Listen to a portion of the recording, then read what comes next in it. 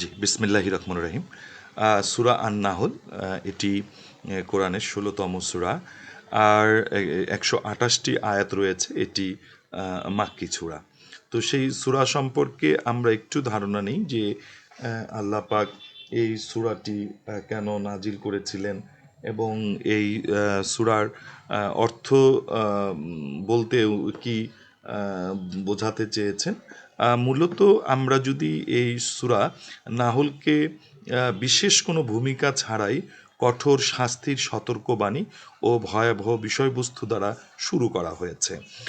কীরকম শুরু করা হয়েছে যদি আমরা প্রথম আয়াত দেখি, তাহলে প্রথম আয়াতে আল্লাহ তাআলা বলছেন, أتى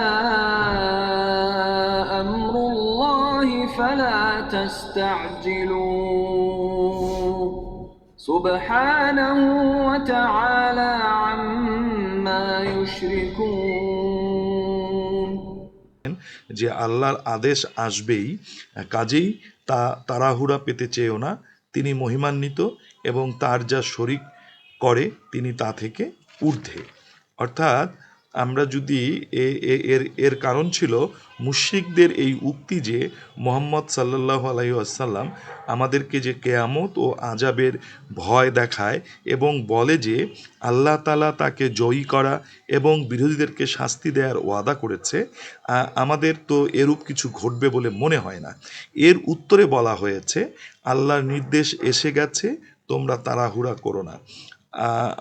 অর্থাৎ তা একেবারে আসন্ন হয়ে উঠেছে, তার প্রকাশ ও প্রয়োগের সময় নিকটবর্তী হয়েছে। ব্যাপারটা একেবারেই অবধারিত ও সুনিশ্চিত, অথবা একান্ত নিকটবর্তী এ ধারণা দেবার জন্য বাক্যটি অতীতকালের ক্রিয়াপদের সাহায্যে বর্ণনা করা হয়েছে।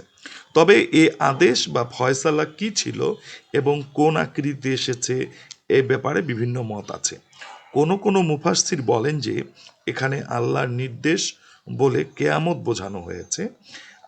এর এসে যাওয়ার অর্থ এই যে আশা অতি নিকটবর্তী।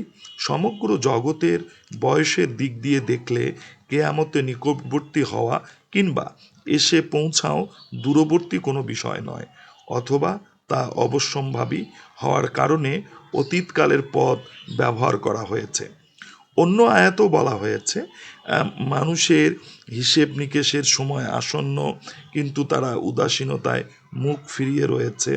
সূরা আল আম্বিয়া আয়াত নাম্বার ১।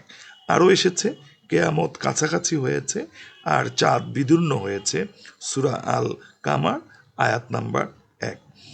কোনো মুফাসসির বলেন আল্লাহর নির্দেশ বলে এখানে আল্লাহর আদেশ নিষেধ সম্পর্কিত হালাল হারাম সম্বলিত বিধানগুলি বোঝানো হয়েছে।